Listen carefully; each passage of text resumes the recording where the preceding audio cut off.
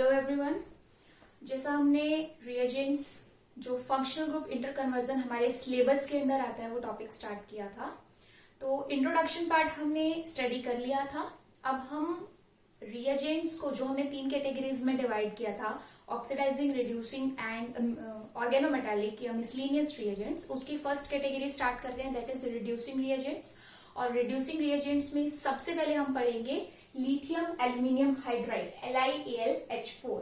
अब lithium aluminium hydride जो reagent है वो किस तरीके से काम करता है, इसका मैकेनिज्म क्या है, वो सब हम डिटेल्स में स्टडी करेंगे। बट उससे पहले मैंने यहाँ पे वो फंक्शनल ग्रुप्स यहाँ पे लिखे हैं जिन पे ये काम करता है, और उन सारे फंक्शनल ग्रुप को किस दूसरे फंक्शनल ग्रुप में कन्वर्ट करता है वो सारी प्रॉपर्टीज यहाँ पे लिखी है, ये ताकि आपका कोई एक भी जो इंपॉर्टेंट फंक्शनल ग्रुप है वो मिस ना हो। तो हम सबसे पहले ये सारी चीजें नोट डाउन करते हैं, समझते हैं कि कौन कौन से फंक्शनल ग्रुप पे लिथियम एल्यूमिनियम हाइड्राइड जो है वो बहुत अच्छे से काम करता है। अच्छा, एक चीज मैं बता देती हूँ कि लिथियम एल्यूमिनियम हाइड्राइड को अगर आप देख रहे हो तो वो बहुत सारे फंक्शनल ग्रुप पे काम करता है, क्योंकि ये एक कीमो सिलेक्टिव रिएजेंट नहीं होता है।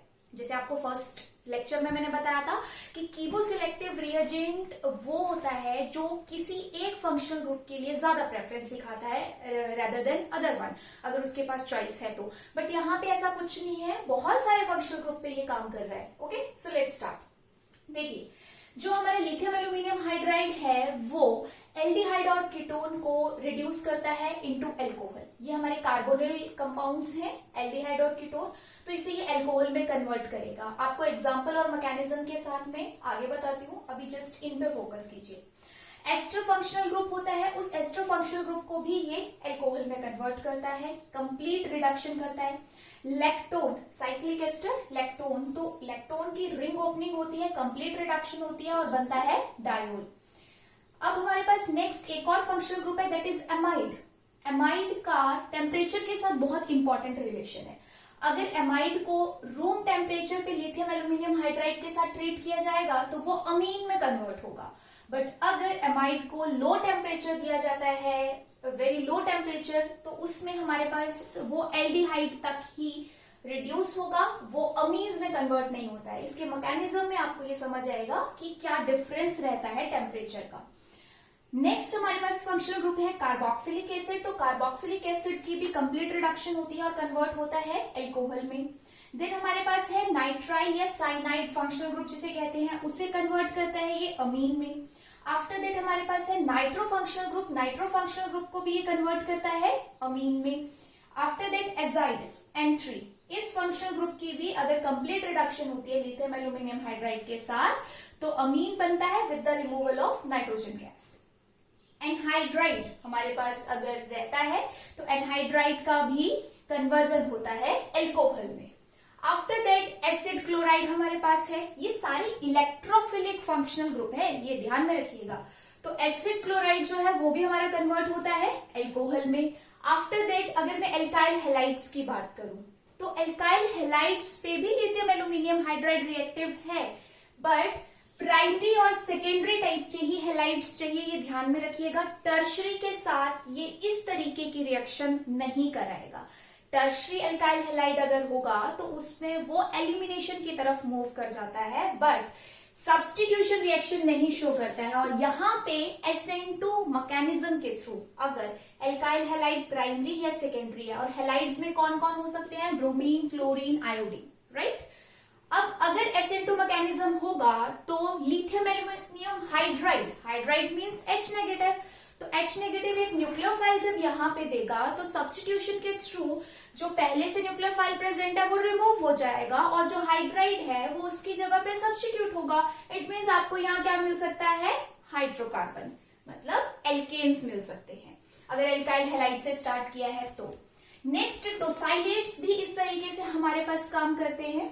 टोसाइलेट को हम TS लिखते हैं शॉर्ट में, और ये हमारे पास उसका स्ट्रक्चर रहता है। ये भी एक बहुत बढ़िया लिविंग ग्रुप का काम करता है। तो अगर हमारे पास कहीं पे टोसाइलेट्स रहेंगे तो उसमें भी SN2 मैकेनिज्म के थ्रू लिथियम एल्यूमिनियम हाइड्राइड टोसाइल को रिमूव करता है और हाइड्रोकार्बन्स हमें दे सकता है।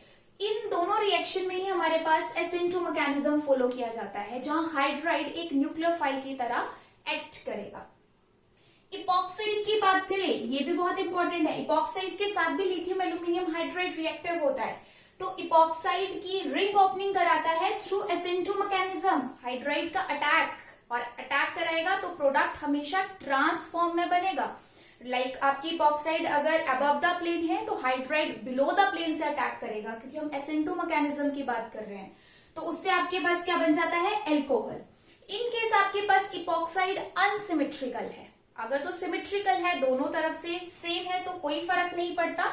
जैसे आपके पास इस कार्बन के सब्स्टिट्यूएंट और इस कार्बन के सब्स्टिट्यूएंट बिल्कुल सेम है, यानी सिमेट्रिकल है। बट सपोज आपके पास यहाँ पे सब्स्टिट्यूशन है, यहाँ सब्स्टिट्यूशन नहीं है, तो ये अनसिमेट्रिकल इपॉक्साइड हुआ। तो ऐसे केस में ये लेस हिंडर्ड साइट या लेस सब्स्टिट्यूटेड साइट से अटैक करता है, जो बेसिकली एक न्यूक्लियोफाइल का प्रॉपर्टी रहता है कि न्यूक्लियोफाइल लेस हिंडर्ड साइड से अटैक करना या अप्रोच करना ज्यादा प्रेफरेबल समझता है। तो इसमें भी अगर हाइड्राइड का अटैक होगा तो कहां से होगा, लेस हिंडर्ड साइड से। तो ये चीज भी हमारे पास इंपॉर्टेंट है। इपॉक्साइड की रिंग ओपनिंग होती है विद लिथियम एल्यूमिनियम हाइड्राइड। अगर उससे ज्यादा कोई रिएक्टिव फंक्शनल ग्रुप नहीं है तो इपॉक्साइड, टोसाइलेट्स, एल्काइल हैलाइड्स, इन पे भी लिथियम एल्यूमिनियम हाइड्राइड अटैक कर सकता है through SN2 mechanism. Right, next हमारे पास एक और फंक्शनल ग्रुप है, that is activated triple bond. जो डबल बॉन्ड है, बिल्कुल नॉर्मल एल्कीन सिस्टम है, उनपे लिथियम एल्यूमिनियम हाइड्राइड रिएक्ट नहीं करता है। ध्यान में रखिएगा इस बात को। सिंपल डबल बॉन्ड्स पे, सिंपल ट्रिपल बॉन्ड्स पे लिथियम एल्यूमिनियम हाइड्राइड अटैक नहीं करता है। मैंने यहाँ स्पेशली लिखा है एक्टिवेटेड ट्रिपल बॉन्ड। तो एक्टिवेटेड ट्रिपल बॉन्ड का एग्जांपल हमारे पास होता है प्रोपार्जिलिक एल्कोहल। ठीक है, प्रोपार्जिलिक एल्कोहल एग्जांपल्स में आपको बताएंगे मैकेनिज्म के साथ कि क्या है। तो प्रोपार्जिलिक एल्कोहल पे अगर लिथियम एल्यूमिनियम हाइड्राइड रिएक्ट करता है तो वो ट्रांस एल्कीन में कन्वर्ट होता है। ओके, बट जो सिंपल डबल बॉन्ड और ट्रिपल बॉन्ड है उनका रिडक्शन नहीं हो सकता लिथियम एल्यूमिनियम हाइड्राइड के साथ। इसके अलावा एक और टाइप का हमारे पास डबल बॉन्ड हो सकता है, that is alpha beta unsaturated double bond. Okay, आपके पास alpha beta unsaturated carbonyl system दिया है, तो उसमें डबल बॉन्ड भी उस कार्बोनिल के साथ रिड्यूस होगा या नहीं, वो डिपेंड करता है टेम्परेचर पे। ओके, अगर तो आपके पास हाई टेम्परेचर दिया है 40, 50, 60 रूम टेम्परेचर से काफी हाई अगर टेम्परेचर दिया गया है, तो alpha beta unsaturated carbonyl system में कार्बोनिल तो रिड्यूस होगा ही होगा, बट जो डबल बॉन्ड है वो भी रिड्यूस होगा। इसलिए मैंने लिखा है बोथ विल बी रिड्यूस्ड।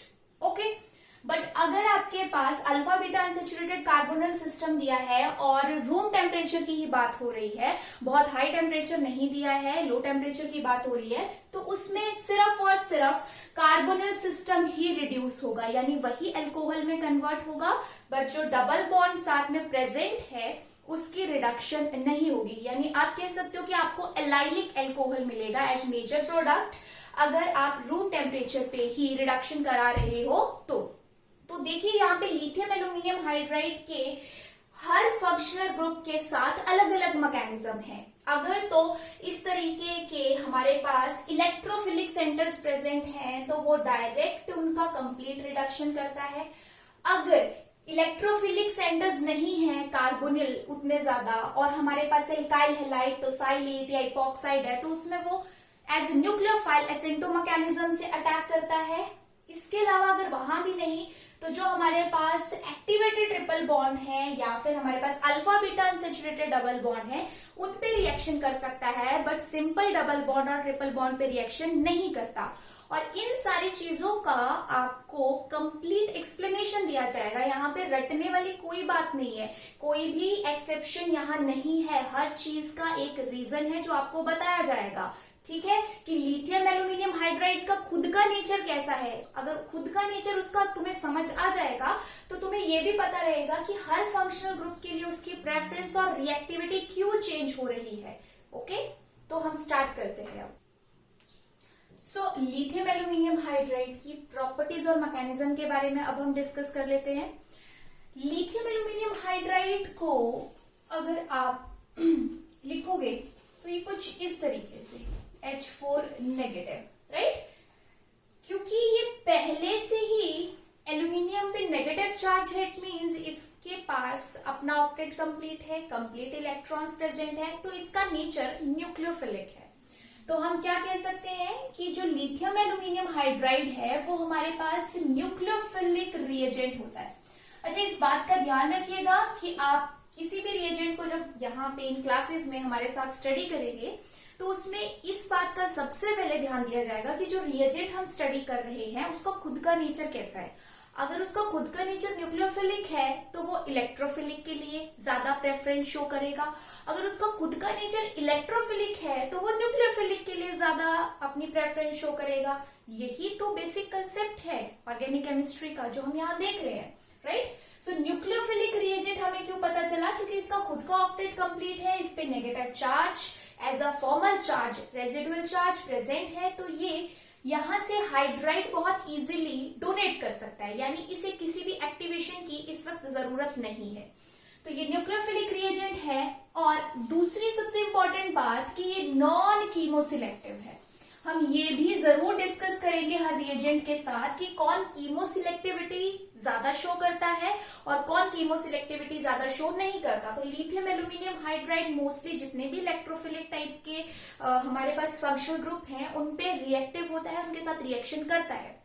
सो ये नॉन कीमोसिलेक्टिव टाइप का हमारे पास रिएजेंट है। आफ्टर दैट अगर इसकी यहाँ पे मैं स्ट्रक्चर की बात करूं तो ये जो एल्यूमिनियम हाइड्राइड है ये आपके पास कुछ टेट्राहेड्रल टाइप का स्ट्रक्चर शो करेगा, ठीक है। ये हो गया नेगेटिव और ये हो गया लिथियम पॉजिटिव। इस तरीके से हमारे पास टेट्राहेड्रल टाइप का स्ट्रक्चर है। अब न्यूक्लियोफिलिक अगर रिएजेंट है, इसके पास हाइड्राइड अगर प्रेजेंट है, तो इसके साथ आपने ध्यान रखना है कि सॉल्वेंट किस टाइप का होना चाहिए। सो एक बात ध्यान से नोट कर लीजिएगा इसको कि जब भी आपके पास हाइड्राइड टाइप के रिएजेंट्स होते हैं उसके साथ कभी भी पोलर प्रोटिक सॉल्वेंट नहीं लिए जाते। ओके, हाइड्राइड टाइप के रिएजेंट के साथ अगर आप पोलर प्रोटिक सॉल्वेंट लेंगे, आपको अंदाजा होगा इस बात का कि सॉल्वेंट आपके पास मेजरली दो कैटेगरीज में डिवाइड है, one is polar and other one is non polar, right. तो जिनमें पोलैरिटी होती है, इलेक्ट्रोनेगेटिविटी डिफरेंस देखने को मिलता है, वो हमारे पास पोलर है। अब पोलर भी फर्दर दो कैटेगरीज में डिवाइड है हमारे पास, ए प्रोटिक एंड प्रोटिक। जो हमारे पास H प्लस इजिली डोनेट कर सकते हैं, दे आर प्रोटिक, और जो H प्लस इजिली डोनेट नहीं करते हैं हमारे पास या डोनेट करते ही नहीं है वो ए प्रोटिक की कैटेगरी में आते हैं, यानी पोलैरिटी रहती है बट H प्लस डोनेट नहीं करते हैं।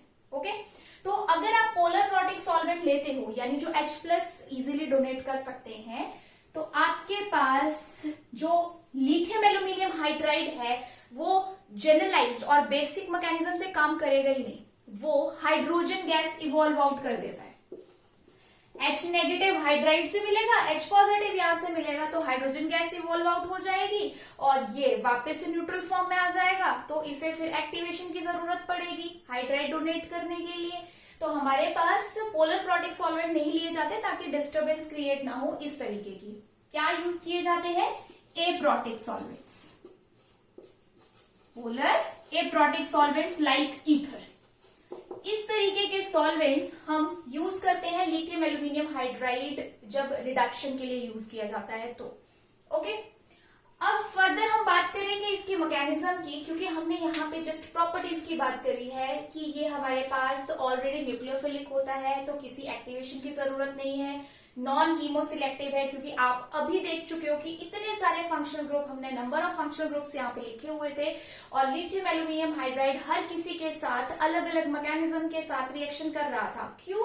क्योंकि ये हमारे पास एक स्ट्रॉन्ग बेस या फिर आप कह सकते हो एक स्ट्रॉन्ग न्यूक्लियोफाइल की प्रॉपर्टी शो कर रहा है यहाँ पे।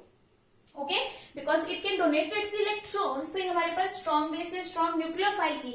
स्ट्रॉन्ग बेस हम क्यों कह रहे हैं? क्योंकि जब आपके पास यहाँ पे हाइड्रोजन गैस इवॉल्व आउट हो रही है तो ये बेस की तरह H माइनस दे रहा है, और सबस्ट्रेट से अगर उसे H प्लस मिल सकता है तो एक एसिड बेस रिएक्शन हो जाती है हमारे पास। और न्यूक्लियोफाइल की बात आप देख ही रहे हो कि सब इलेक्ट्रोफिलिक सेंटर पे ये न्यूक्लियोफाइल वाला न्यूक्लियोफाइल की तरह अटैक कर रहा है, अपना हाइड्राइड डोनेट कर रहा है, राइट। तो अब स्टार्ट करते हैं इसका मैकेनिज्म। मैकेनिज्म में हम सबसे पहले एल्डिहाइड और कीटोन की बात करेंगे। सबसे सिंपल जो हमारे पास फंक्शनल ग्रुप है, हम उनके साथ रिएक्शन स्टार्ट करेंगे। ओके, देखिए ये हमने यहाँ पे लिया एक कीटोन, और कीटोन के साथ है लिथियम एल्यूमिनियम हाइड्राइड। अब लिथियम एल्यूमिनियम हाइड्राइड में हमें मालूम है कि ये जो हमारे पास कार्बोनिल सेंटर है, इस पे ऑक्सीजन की इलेक्ट्रोनेगेटिविटी कार्बन के कंपैरिजन में ज्यादा है, तो ऑब्वियसली इस पे पार्शियल नेगेटिव चार्ज, इस कार्बन पे पार्शियल पॉजिटिव चार्ज। तो ये सेंटर हमारा कैसा है? इलेक्ट्रोफिलिक। रिएजेंट हमें क्या प्रोवाइड है? न्यूक्लियोफिलिक। तो हमारे पास रिएक्शन इजीली हो सकती है, क्योंकि बहुत बेसिक कंसेप्ट है। इलेक्ट्रोफाइल इलेक्ट्रोफाइल के साथ रिएक्ट नहीं करेगा, इलेक्ट्रोफाइल न्यूक्लियोफाइल के साथ ही रिएक्ट करेगा, और न्यूक्लियोफाइल इलेक्ट्रोफाइल के साथ रिएक्ट करेगा। हमेशा इलेक्ट्रॉन्स का फ्लो कहां से? न्यूक्लियोफाइल से इलेक्ट्रोफाइल की तरफ होगा, because nucleophile can donate electron and electrophile can accept electron in its vacant orbitals, और वैकेंसी जो भी अवेलेबल है। तो यहां से हमारे पास ये H नेगेटिव बहुत इजीली डोनेट कर सकता है इस इलेक्ट्रोफिलिक कार्बन पे।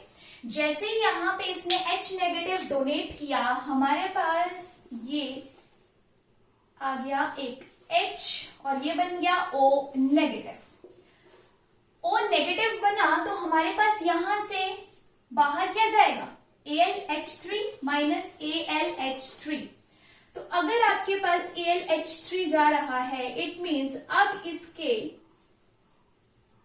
ऑक्टेट में कंप्लीट इलेक्ट्रॉन्स 8 नहीं है। कितने इलेक्ट्रॉन्स है इस वक्त एल्यूमिनियम के पास? 6 इलेक्ट्रॉन, यानी इसका ऑक्टेट कंप्लीट नहीं है। दैट्स वाई मैं इसका ये जो वेकेंट p ऑर्बिटल है यहाँ पे आपको शो कर रही हूँ। तो ये O नेगेटिव ये यहां से इसके वेकेंट p ऑर्बिटल में अपने इलेक्ट्रॉन्स देगा फॉर स्टेबलाइजेशन, राइट।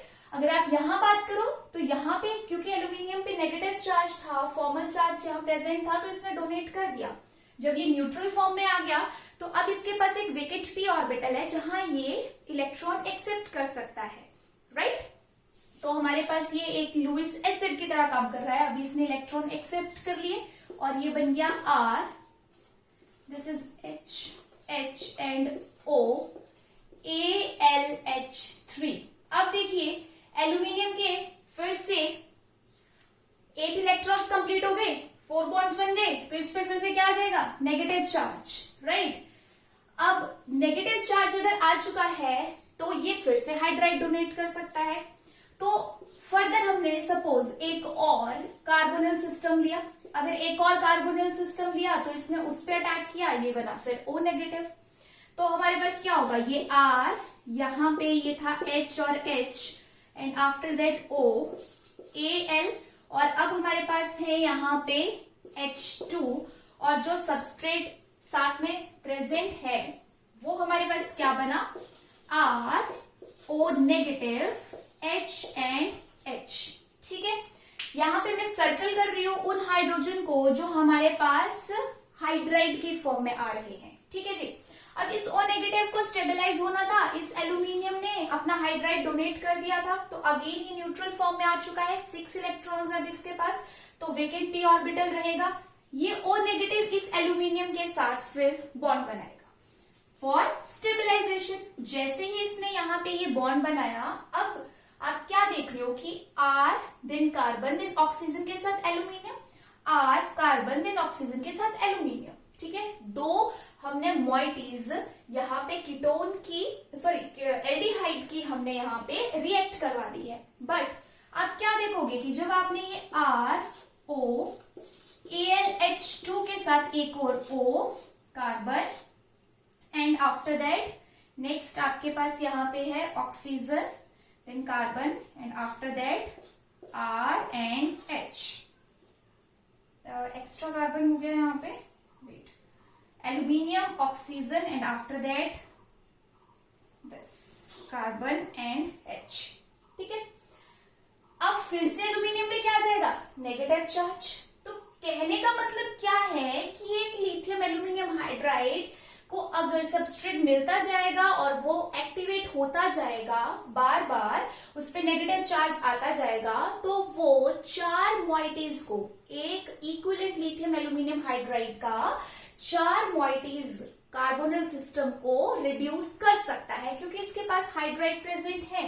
तो अगर यही मैकेनिज्म फर्दर होता जाएगा तो आपके पास इस तरीके का ROAL एंड आफ्टर दैट एक हाइड्रोजन रह जाएगा, ठीक है, और 1 2 ये O।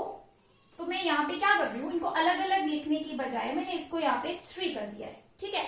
अब 3 रहेगा तो एल्यूमिनियम के पास अब फिर से 3 बॉन्ड यहाँ बन रहे हैं, यानी एक और अगर इस तरीके की हम यहाँ पे मॉइटी रखते हैं तो हमारे पास एक और रिएक्शन हो जाएगी रिडक्शन की, एक और सबस्ट्रेट जुड़ जाएगा साथ में, तो एल्यूमिनियम पे आ जाएगा नेगेटिव चार्ज। अगेन ये हाइड्राइड को किसी और सबस्ट्रेट के लिए यूज कर सकता है, एंड फाइनली आपके पास होगी हाइड्रोलिसिस, और हाइड्रोलिसिस की प्रोसेस में फिर हमारे पास ये RO एंड दिस एल्यूमिनियम, और ये एल्यूमिनियम के साथ कितने ग्रुप्स प्रेजेंट हैं, 3, राइट। हमने यहाँ पे क्या किया कि इस हाइड्राइड को भी डोनेट कर दिया, माइनस कर दिया H माइनस को किसी सबस्ट्रेट के लिए। तो उसके बाद हमारे पास यहाँ पे हाइड्रोलिसिस होगी, हाइड्रोलिसिस की प्रोसेस से ऑक्सीजन और एल्यूमिनियम का जो बॉन्ड है वो क्लीव करेगा, और क्लीव करने के बाद हमें मिल जाएगा फाइनली एल्कोहल, जो हमने बिल्कुल स्टार्टिंग में लिखा था कि हमारे पास क्या बनता है, एल्कोहल। बट आपने एक बात का खास ध्यान रखना है कि जो हमारे पास हाइड्राइड लिथियम एल्यूमिनियम हाइड्राइड से आया है वो इस इलेक्ट्रोफिलिक कार्बन में जाएगा, यानी ये अगर मैं सर्कल करूं तो ये मेरे पास जो हाइड्राइड है या हाइड्रोजन है ये लिथियम एल्यूमिनियम हाइड्राइड से आया है। बट जो अल्कोहल के पास यहाँ से O नेगेटिव बनेगा और फिर वर्कअप की प्रोसेस से वो प्रोटोन लेके OH बनाएगा, वो हमेशा वाटर से आता है। लास्ट स्टेप जो वर्कअप की प्रोसेस है जहां से हमें प्रोटोन मिल सकता है इसे स्टेबलाइज करने के लिए। तो ये हमारे पास मैकेनिज्म है लिथियम एल्यूमिनियम हाइड्राइड का कि वो किस तरीके से रिएक्ट करता है, किस तरीके से वो रिएक्शन में पार्टिसिपेट करता है। एक बार फिर से हम रिवाइज करते हैं कि हमने कैसे स्टार्ट किया था।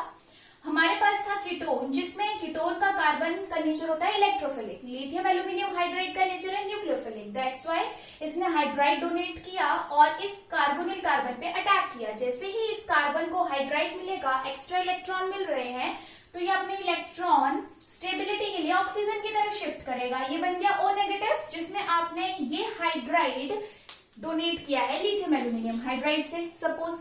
फिर ये O नेगेटिव जो यहाँ से AlH3 माइनस रिमूव हुआ था उसके साथ स्टेबलाइजेशन कर लेता है, क्योंकि उसके पास वेकेंट p ऑर्बिटल है। ऑक्सीजन के पास इलेक्ट्रॉन डोनेट करने के लिए है, एल्यूमिनियम के पास वैकेंसी इलेक्ट्रॉन एक्सेप्ट करने के लिए है।